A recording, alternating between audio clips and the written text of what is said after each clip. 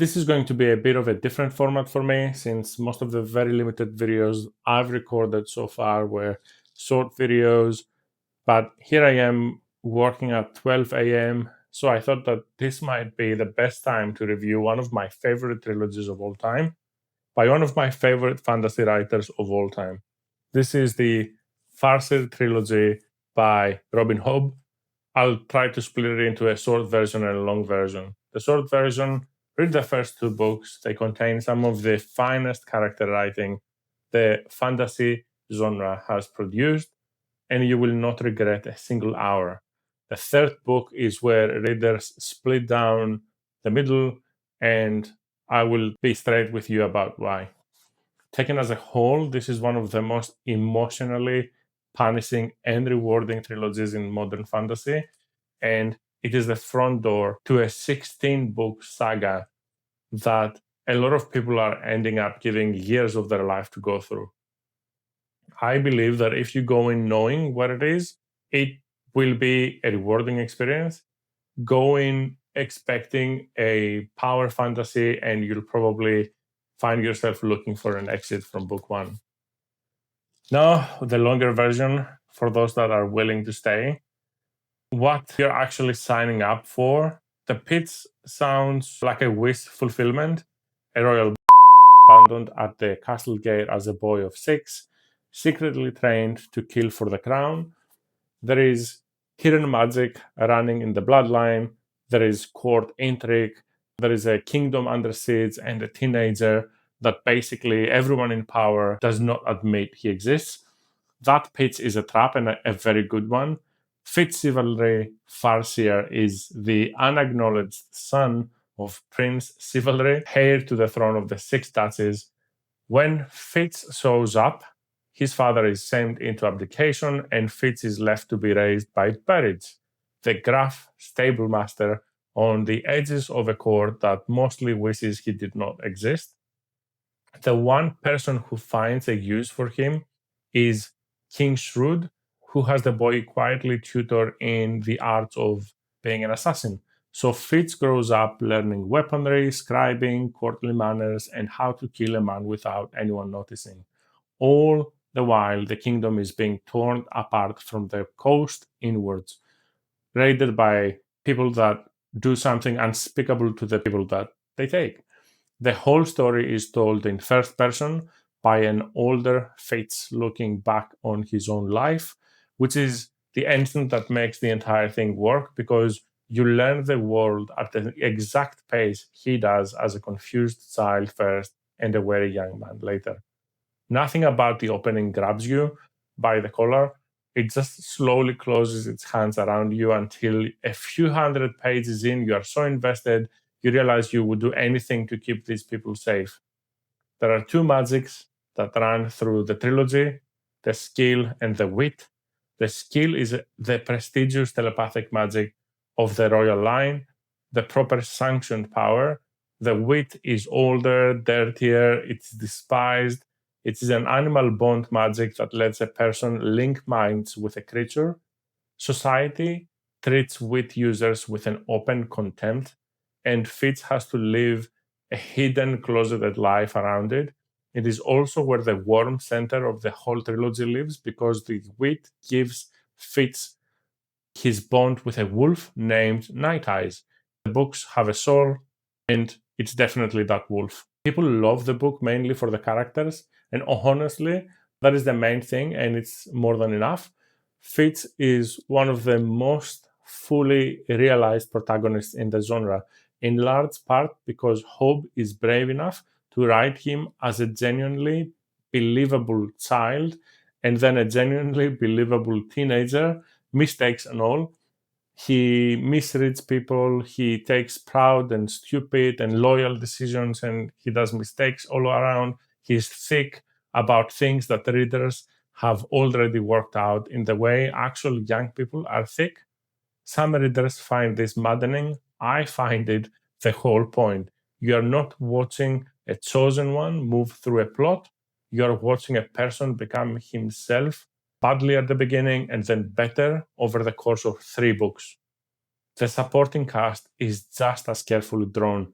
Burridge, who loves Fitz in the clenched, inarticulate way of men who were never taught how to love, Shade, the half-hidden royal assassin, Verity, and the rest of the Farseer line, the fool, the ambiguously gendered court jester whose bond with Fitz is one of the most quietly extraordinary relationships in fantasy, and another thread through which Hobb explores queerness. Even the villain Regal earns the hatred he gets, although a fair criticism is that probably he's the least complicated figure in an otherwise richly layered cast.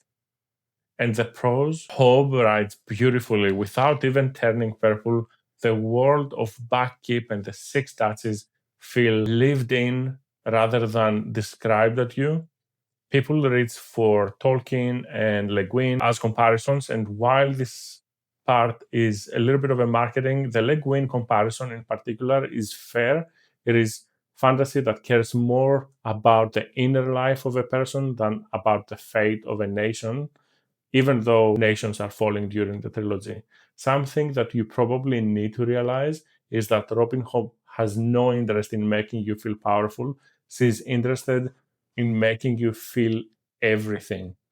The trilogy has a reputation widely held among fantasy readers as one of the most emotionally devastating series ever written, and that reputation is earned the honest way, not through cheap socks. Fitz is used, he's lied to, he's broken down, and asked to keep getting up again and again by people who claim to love him and by a crown that sees him as a tool.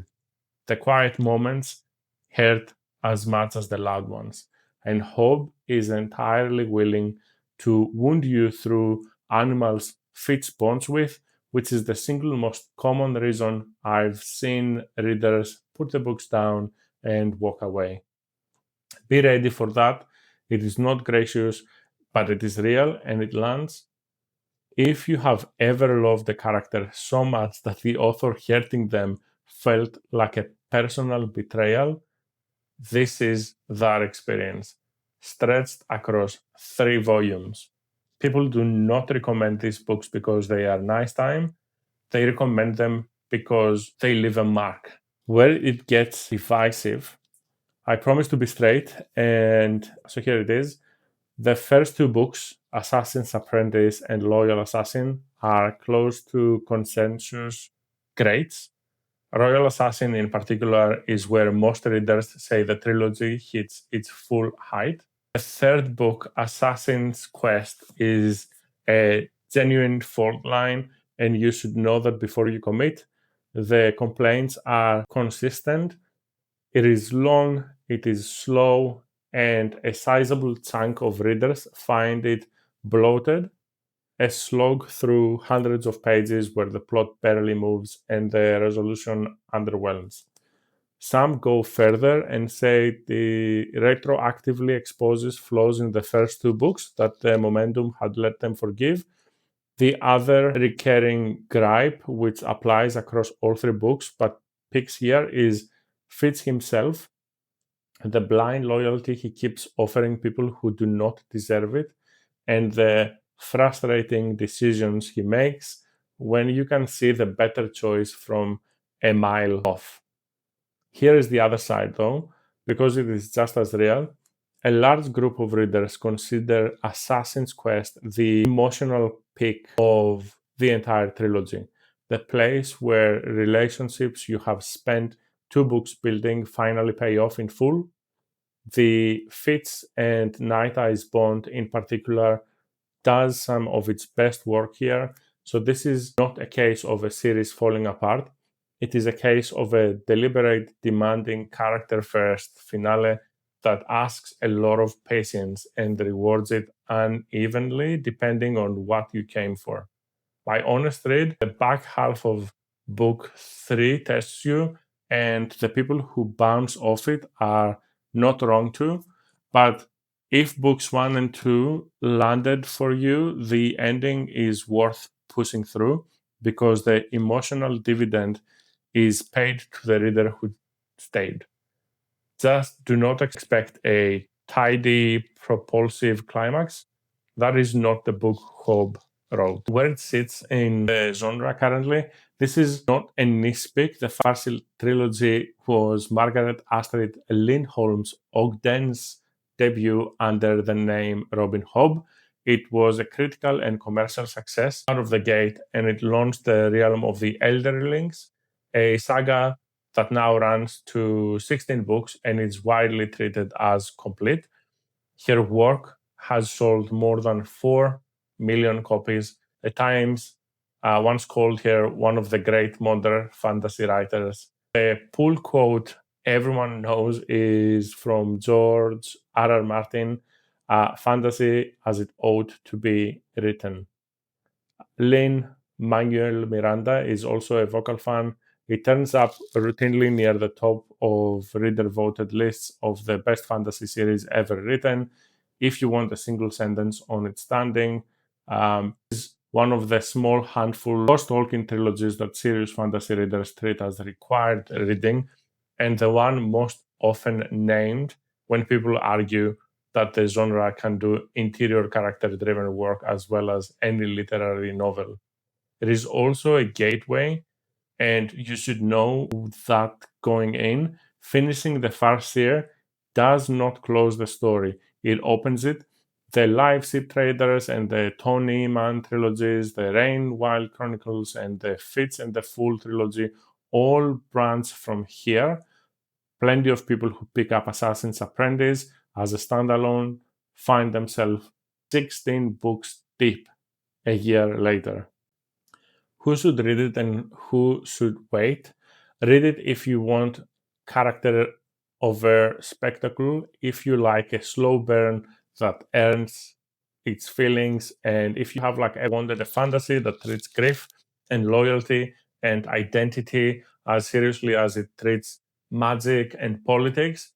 With a first-person narrator who lets you live a whole life inside his head sounds like a feature, not a chore. Wait or skip if you want a fast plot with clean payoffs, if a protagonist making frustrating choices will ruin it for you, or if you are not in a headspace to be put through the ringer. There is no shame in that. These books ask for a particular kind of patience, and the right time matters. Start with Assassin's Apprentice. If it has not won you over by the time you meet Night Eyes, the series may not be for you, and that is entirely fine. But if it has, you are in for one of the deepest character experiences fantasy offers, and one of the most painful I ever read. Read books 1 and 2 without hesitation. Go in book 3 knowing it is slower and more divisive for yourself whether the emotional payoff is worth the patience. For most readers who made it that far, it is. If you're interested in the Farseer Trilogy, you're definitely going to be interested in the rest of Robin Hobb's. I'm tracking all of her books inside litshelf.app. Follow and like for more.